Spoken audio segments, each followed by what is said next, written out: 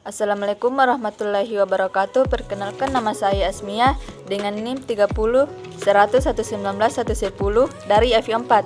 Baiklah, di sini saya akan menjelaskan sedikit materi tentang studi agama-agama, yaitu yang pertama, agama dalam kehidupan manusia dan sejarahnya. Agama adalah sistem yang mengatur kepercayaan dan kepribadian kepada Tuhan yang Maha Kuasa, serta tata kaidah yang berhubungan dengan budaya dan pandangan dunia yang menghubungkan manusia dengan tatanan kehidupan. Sejarah agama. Agama Islam dibawa oleh Nabi Muhammad SAW. Beliau menyebarkan agama Islam di Mekah selama 13 tahun, lalu hijrah ke Madinah, dan di sana beliau berdakwah selama 10 tahun. Penyebaran Islam hingga ke penjuru Arab dan seluruh dunia dilakukan oleh Nabi Muhammad, sahabat-sahabat Nabi, dan juga kerajaan-kerajaan Islam seperti Bani Umayyah, Abbasiyah, dan lain-lain. Materi kedua yaitu klarifikasi agama. Yang pertama, agama samawi atau agama wahyu, yaitu agama yang dipercayai diwahyukan Tuhan melalui malaikatnya kepada utusannya yang dipilih dari manusia. Yang kedua, agama budaya, disebut dengan agama bumi, yang berstandar seseorang manusia yang dianggap memiliki pengetahuan tentang kehidupan dalam berbagai aspek secara mendalam. 1. Agama budaya tidak dapat dipastikan kehadirannya. 2. Tidak disampaikan oleh utusan Tuhan atau Rasul. 3. Umumnya tidak memiliki kitab suci. Materi keempat yaitu sejarah perkembangan studi agama di dunia barat. Sejarah studi agama di dunia barat mengalami proses yang cukup panjang, mulai dari abad sebelum Masehi sampai abad ke-19. Oleh itu, penulis membaginya dalam 3 masa, yaitu masa Yunani kuno, masa abad pertengahan, sama modern atau kontemporer. Perkembangan studi agama di dunia barat mengalami proses yang cukup panjang, mulai dari politeisme sampai dengan perkembangan zaman. Kajian tentang studi agama di barat dilihat dari sudut pandang yang berbeda, tergantung subjek memiliki disiplin ilmu yang mana. Materi selanjutnya yaitu Kristen. Agama Kristen adalah agama Abrahamik yang bermula sebagai sebuah sekte dari agama Yahudi di era Kanisa kedua pada pertengahan abad pertama Tarik Masehi. Sekte ini berasal dari Yudea, kemudian menyebar dengan pesat ke Eropa, Syam, Mesopotamia, Anatolia, Transcaucasia, Mesir, Ethiopia, serta India, dan pada akhir abad keempat telah menjadi agama resmi Kekaisaran Romawi.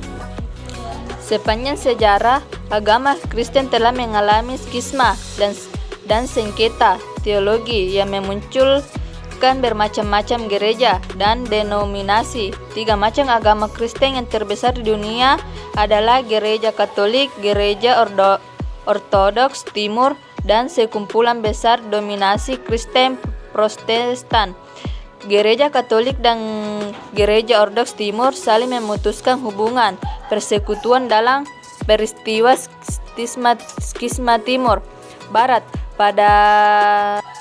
Sementara mazhab Kristen Protestan muncul pada zaman Reformasi abad ke-16 sebagai pecahan dari Gereja Katolik.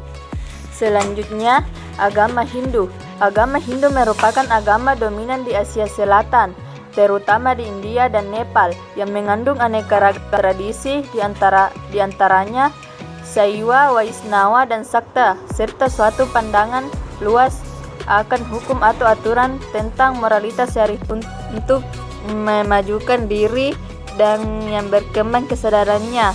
Dalam penggunaan kontemporer, ia sering digunakan untuk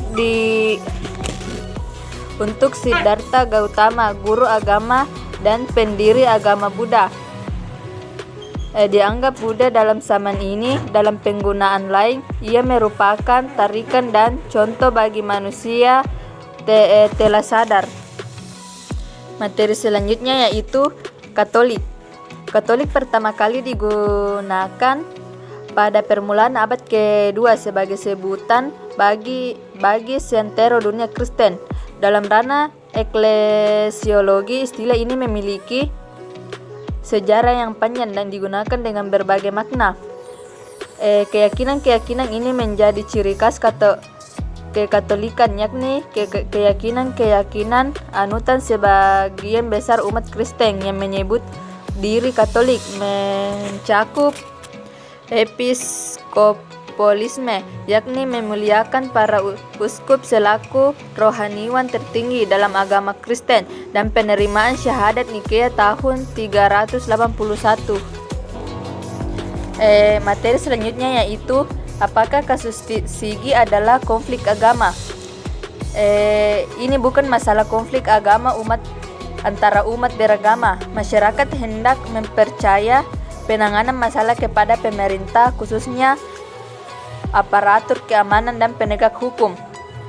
Ia juga meminta agar pemerintah pusat dan daerah segera mengambil langkah cepat, melakukan musyawarah dengan memanggil para tokoh lokal, khususnya dari kalangan agamawan. Musyawarah tersebut perlu dilakukan untuk mencari jalan keluar penyelesaian yang komprehensif, sebab aksi pembantaian yang dilakukan oleh kelompok teroris tersebut bukanlah masalah sederhana, sehingga harus disesuaikan dengan seksama dan perlu kebersamaan, menyelesaikan persoalan atas peristiwa serta tak terjadi di tempat yang sama atau tempat yang lainnya.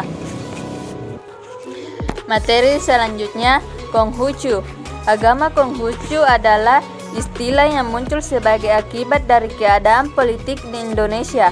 Agama Konghucu lazim dikaburkan makna dan hakikatnya dengan Konfusianisme sebagai filsafat. Kedua, ajaran Konghucu. Menurut sepanjang sejarah, orang-orang Cina sudah hidup bermasyarakat dengan budaya yang tinggi sejak tahun 2000. Beberapa sumber kuno mengemukakan bahwa mereka telah mempunyai Jesting, yaitu buku tentang pujian-pujian, dan Sungqing, yaitu buku tentang sejarah. Konghucu mengatakan bahwa ada 3 hal yang menjadi tempat orang besar, yaitu kagum terhadap perintah Tuhan, kagum terhadap orang-orang penting, dan kagum terhadap kata-kata bijaksana.